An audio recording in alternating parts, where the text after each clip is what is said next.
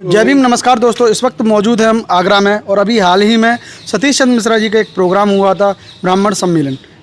तो आज हमारे साथ में है आगरा शहर के जिला अध्यक्ष बहुजन समाज पार्टी। आइए इनसे जानना चाहते हैं वह कौन सी नीतियां हैं जिनसे कि प्रभावित होकर आगरा की जनता अपना पूर्ण सहयोग करेगी 2022 के विधानसभा चुनाव में।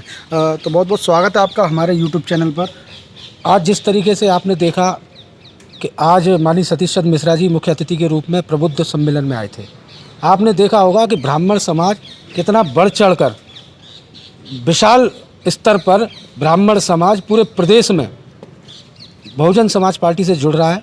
परम आदरणीय बहन कुमारी मायावती जी में अपनी आस्था जता रहा है और वो देख रहा है कि बहुजन समाज पार्टी ही एक ऐसी सरकार है जो 2007 से 12 हमारी सरकार रही, जिसमें सबसे ज़्यादा ब्राह्मणों का मान सम्मान का विशेष ध्यान रखा गया।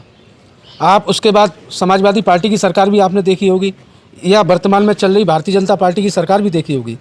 भारतीय जनता पार्टी में सम्मानित साथियों, अगर किसी समाज की बहुत ही ज़्यादा बेकदरी हुई है तो वो सिर्फ और सिर्फ ब्राह्मण समाज की हुई है। ऐसा क्यों कि ब्राह्मण समाज की मतलब दलितों के साथ भी अत्याचार हुआ है? देखो, दलितों का अत्याचार होना ये तो सिर्फ बहुजन समाज पार्टी की सरकार ही रोक सकती है। दलितों का अत्याचार तो सबको करना है, लेकिन जिस ब्राह्मण ने इनको बढ़ चढ़कर वोट दिया, जिनकी वजह से ये सरकार में आए, जब उनके ही लोगों को मारा गया, उन्हीं के लोगों पे उल्टे सीधे केस लगाए गए, तो ये ब्राह्मण समाज को सोचने समझने की बहुत ज़रूरत है। इसीलिए माननीय सतीश चंद्र मिश्रा जी यही अपने समाज को समझाने के लिए आए थे कि देखो ब्राह्मण समाज के मेरे भाइयों, आप लोगों के लिए सबसे अच्छी अगर कोई सरकार है तो माननीय बहन जी की सरकार, बहुजन समाज पार्टी की सरकार है। पूरे देश की जनता यह जानना चाहती है, ब्राह्मण समाज जो सम्मेलन अभी चल रहा है, कि वहाँ पर ब्राह्मणों की संख्या कम होती है और दलितों की संख्या ज़्यादा होती है। तो इसके बारे में मतलब आपकी आज के प्रोग्राम में कितने ब्राह्मण थे? बिल्कुल ऐसा नहीं है। हमारे जो ऑडिटोरियम की मान लो संख्या थी 800, उसमें हमने 250 कुर्सी एक्स्ट्रा डलवाई, यानी कि 1050 की संख्या। अब है क्या कि बहुजन समाज पार्टी का कोई भी नेता अगर आता है तो हमारा जो समाज है, हमारे जो पार्टी का बेस कैडर वोट है हमारा, वो सुनने के लिए आता है। लेकिन इस बार हमने क्या किया था, सिर्फ ब्राह्मण समाज के लोगों को ही स्थान दिया बैठने के लिए। बाकी आप देख रहे होंगे कुछ कार्यकर्ता इधर घूम रहे हैं, कुछ उधर घूम रहे हैं। वो इसीलिए घूम रहे थे कि अंदर जितने थे वो बिल्कुल 100% के ब्राह्मण समाज के लोग। प्रोग्राम में जितने भी 100% ब्राह्मण, 100% ब्राह्मण। और बहुजन समाज पार्टी और मतलब जिला आगरा में ब्राह्मण समाज के अलावा ऐसे वो कौन कौन से समाज है जिन पर कि विशेषकर फोकस किया जा रहा है कि इनका भी हमें वोट लेना और सत्ता में आना है? सर्व समाज का वोट बहुजन समाज पार्टी को 2022 में मिलने वाला है। ये ब्राह्मण समाज में हमारे माननीय सतीश चंद्र मिश्रा जी द्वारा एक पहल है। इसके बाद पिछड़ा वर्ग भी चलेगा, मुस्लिम समाज भी चलेगा और 2022 में सर्व समाज के सम्मान में बीएसपी की सरकार बनेगी। बहन कुमारी मायावती जी ने अभी आदेश दिए थे कि ऊपर से लेकर नीचे तक, यानी प्रदेश लेवल से लेकर के बूथ स्तर तक 50% युवाओं की भागीदारी हो। तो वो धरातल पर लागू हो रही है या केवल बहन जी का जो आदेश था उनको कागजों पर पूर्ति? 80% युवा है। आप देख लीजिए मेरे साथ जितने भी हैं सब युवा हैं। अगर सारे के सारे मतलब पदाधिकारी हैं? सारे पदाधिकारी हैं। आप मुख्य सेक्टर प्रभारी हैं, आप मुख्य सेक्टर प्रभारी हैं, आप विधानसभा के अध्यक्ष हैं, आप सेक्टर प्रभारी हैं, सभी लोग जिम्मेदार पद पर हैं। बहुजन समाज पार्टी में ऐसी वो कौन सी नीतियां थी जिनसे कि प्रभावित होकर आपने मतलब बहुजन समाज पार्टी की सदस्यता ली, और कितना वर्ष हो गया आपको पार्टी में काम करते करते, और शुरुआत में आपके पास मतलब कौन सा पद था? मुझे काम करते करते मैं 2000 से सक्रिय पदों पर वर्तमान से लगा हुआ हूँ। सक्रिय पदों पर कौन सी, देखो बहुजन समाज पार्टी एक मिशन मूवमेंट है। इसके लिए कोई लालच या उसकी ज़रूरत नहीं है कि कोई आदमी लालच से जुड़ेगा। लालच से नहीं जुड़ता। जिसके अंदर टीस होती है, अपने बहुजन महापुरुष जो हमारे हैं उनके बारे में देखते हैं कि भाई इन्होंने हमारे समाज के लिए, हमारे लोगों के लिए क्या क्या किया, जिसके अंदर सामाजिक कसक हो, वही आदमी बढ़ चढ़कर आगे आता है। यहाँ कोई किसी को तनख्वाह नहीं मिलती है।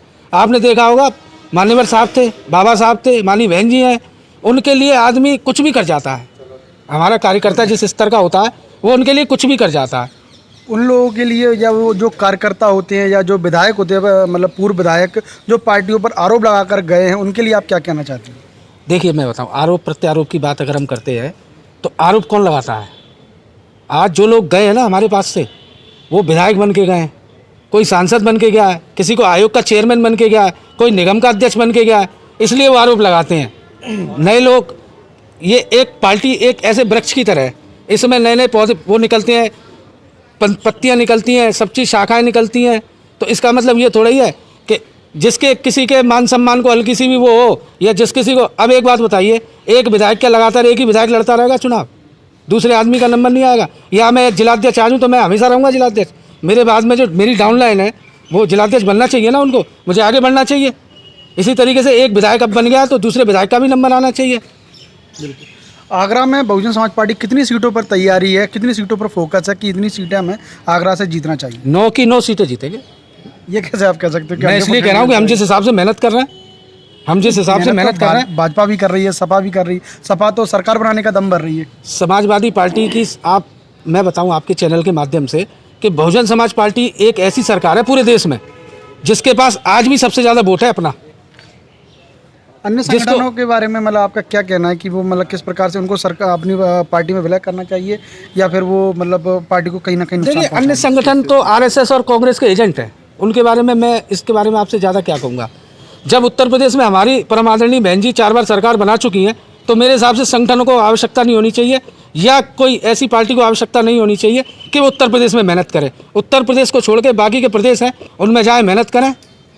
अच्छा, एक सवाल और कहूँगा क्योंकि पूरे देश की जनता ये जानना चाहती है कि आप लोगों को शायद रिसेंटली पता हो या ना हो कि जयप्रकाश जी जिस प्रकार से मतलब बसपा का विजय रथ जो निकाल रहे हैं उसको लेकर के एक जिलाध्यक्ष से मुझे नाम याद नहीं है इस समय, उन्होंने उन पर FIR करवाई है।